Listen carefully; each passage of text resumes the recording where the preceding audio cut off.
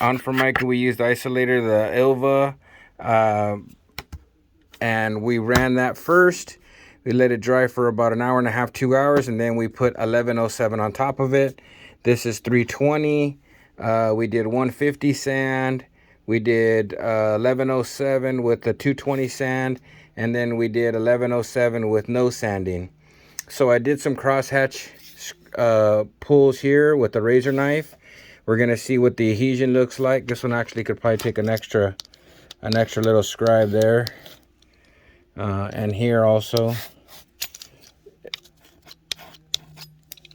And then I did one with 1107 by itself, which I already did a little test on.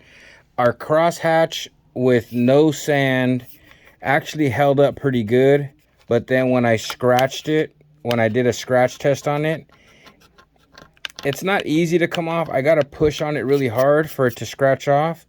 And then over here with a 150 sand with 1107, I had really good adhesion where, I mean, it really takes a lot to get it off. The crosshatch came out pretty good also. I was pretty happy with it. That's 1107. This is only cured about maybe, I'm going to say maybe about 6 hours. So no sand, decent adhesion, but 150 scratch, it really had a pretty good adhesion. I still have the isolator to test. This is a 320 isolator, and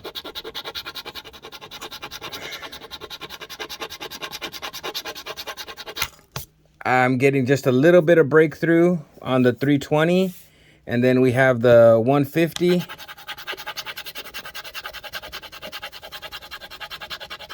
Which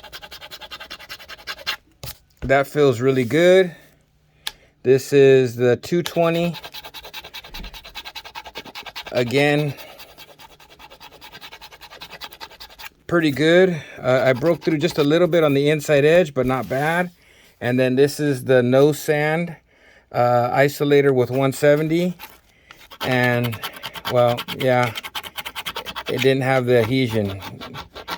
It came off. So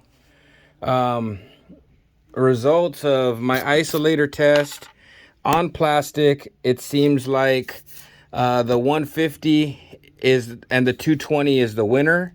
They had the best results for adhesion. Really did impress me a lot. And what really surprised me a lot was the 1107 by itself. And this is only like 6 hours with a 150 scratch. It took a lot to get it off. I mean, and it really feels like it's on there really well. I can't take my nail and scratch it off at all. I bet you if that had 24 hours to cure, that'd be really good. So any of you guys that have formica cabinets or edge banding that you guys are concerned about, honestly, I think we could get away with just the 1107 catalyzed up to 20%. And I think it'll be fine. I really do. The isolator, I mean, it is what it's designed to do. I mean, the adhesion is next level. I'll do a crosshatch on here. It's kind of hard because I have one hand, but we're going to do a crosshatch on that also, and then we'll see what that does. But I don't think it's going to pull it up. But let me do a test, and then we'll pull it off, and then we'll see what it does. So I just did my pull test. Like I said, I used the Sure tape to try to move this along a little bit with no sand. You can see it pulled it right off. Even with the isolator, I was kind of surprised that even with an isolator with no sand, that you know, it didn't get a little bit better bite to it. But that goes to show you that you need a little bit of tooth. All of these were pretty much identical. There's the 220, there's the 150, and here is the 320. Pretty impressive. Zero pull whatsoever. Again, real happy with these test results. I have a job coming up and they threw a curveball at me. I have some formica that I have to spray, and I wanted to do some testing before I actually ran the coating. But in all of these, honestly, I think I'm gonna run just the 1107 on a 24-hour cure. I think the rattlesnake wins. It's one less step, and Centurion Coatings has definitely pulled it out of the hat with this coating. This 1107 is definitely game changer, and for any of you guys that haven't used it, you need to get on it. This is only maybe 3 wet mills also, but I can feel it on the plastic. It ain't going anywhere. It's not coming off.